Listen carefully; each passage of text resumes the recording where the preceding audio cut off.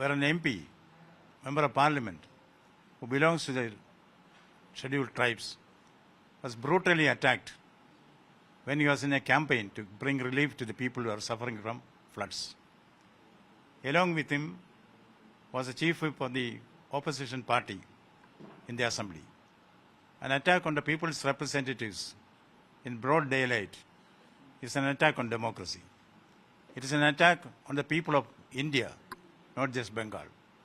This is a very disturbing trend which has to be curbed in the beginning itself.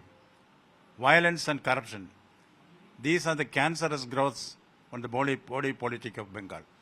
Last 3 years, I have made hundreds of visits to the places where intimidation threats were there.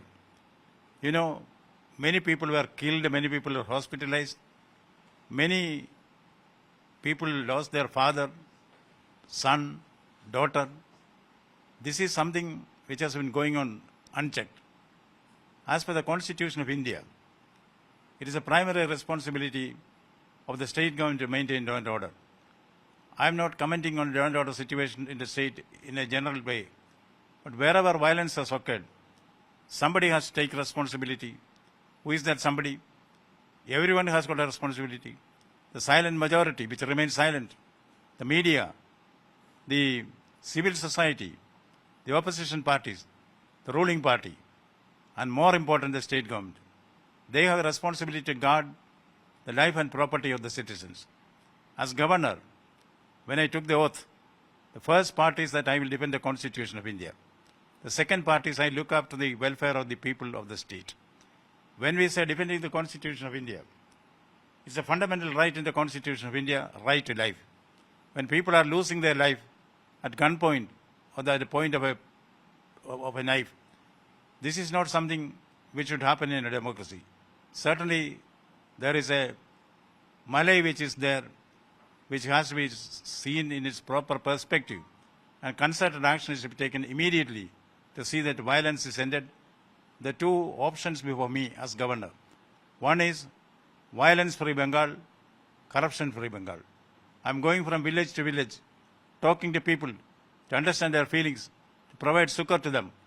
And I'm convinced that drastic action is required to set right things in Bengal. The silent majority's voice is suppressed or unheard. What do you feel? See, silent majority is a part of democracy. But silenced majority is forcibly silenced by violence. Silenced majority is what disturbs me in Bengal. This cannot happen. Force is an arbiter. See, people expect everyone to do his duty. What the government does is not action but alibi for inaction. That is not what the people want. Stop this. Stop this game, political holy with human blood. Do you think that it is a deliberate targeting for the vote bank politics? See, vote bank politics take many bizarre forms. This is also one such. But it has been not just an exception, but a general rule in Bengal, which I observed in the last 3 years.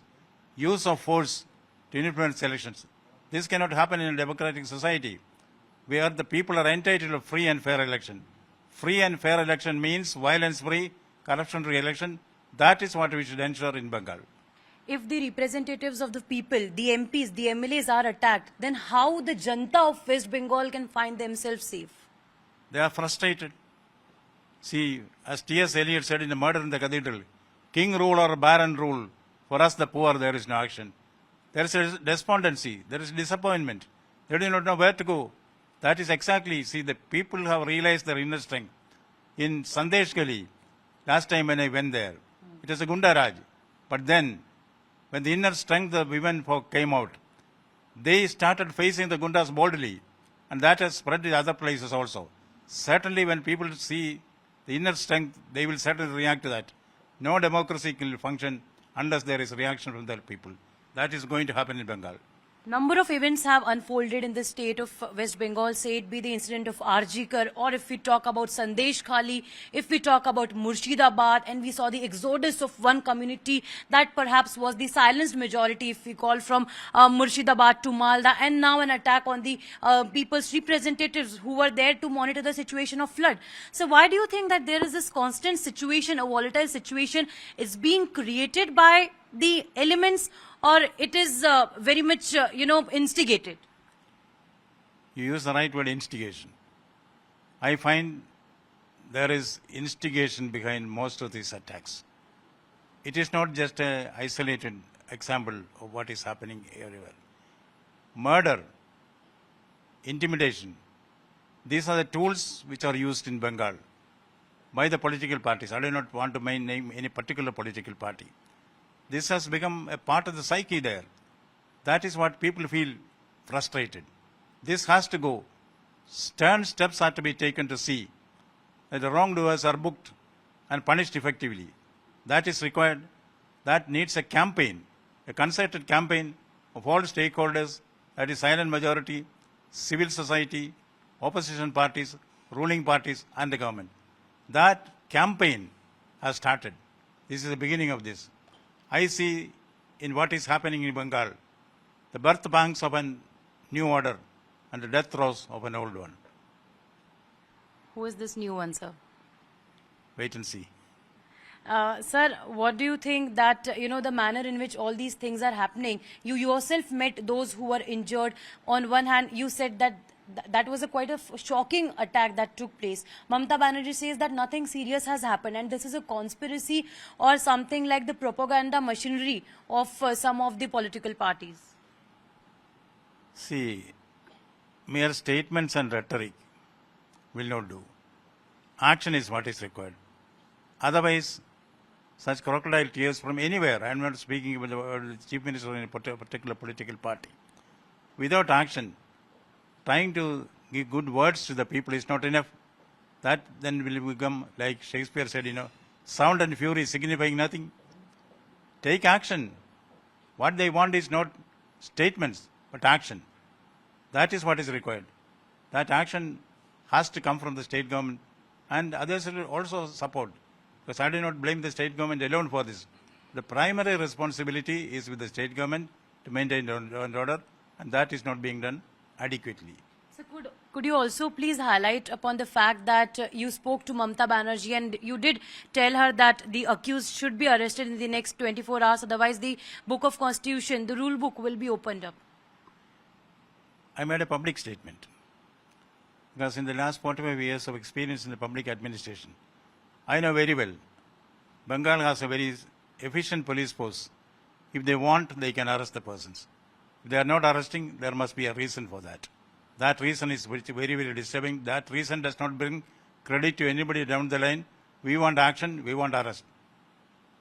No action, no arrest. It's been more than 48 hours now. More, in fact, after this entire incident has come to light, the government is sitting silent. The police is not taking any action. This is not just the first case where we are seeing inaction, but earlier also such cases have come to light. You have also apprised about the situation. But why it keeps on happening, sir? Why there is no change in the situation? You will soon see if there is inaction on one side, there will be action on another side. Action and inaction are equal and opposite. Is there any possibility that infiltrators could be involved because the infiltrators are being sheltered is what the allegations are against the sitting government, sitting chief minister? See, our border security force and SSB, who are in charge of guarding our borders, they are doing an excellent job. But still, from the borders, we face narcotics trade, smuggling, human trafficking, break-India brigades, money, then also people coming from the other side for citizenship here. All these things are happening, but our forces are able to do their job very well, BSF and the SSB. Is it the right time for the silenced majority to come up and raise their voices and stand up against the wrongs, against the odds? The silenced majority will come to cast their vote. And that is where the things are decided by the People's Court. Last message that, sir, you would like to give to the people of West Bengal so that they can be assured that they are safe under your umbrella. The only humble message which you can give to the people of Bengal is, arise, awake, or be forever fallen. Thank you so much, sir, for speaking with Times Now. So that was the Governor of West Bengal, C.V. Ananda Bose, in an exclusive conversation with Times Now, decoding all the details of what transpired in the state. With Vijay Amil, this is Tejri for Times Now from Delhi.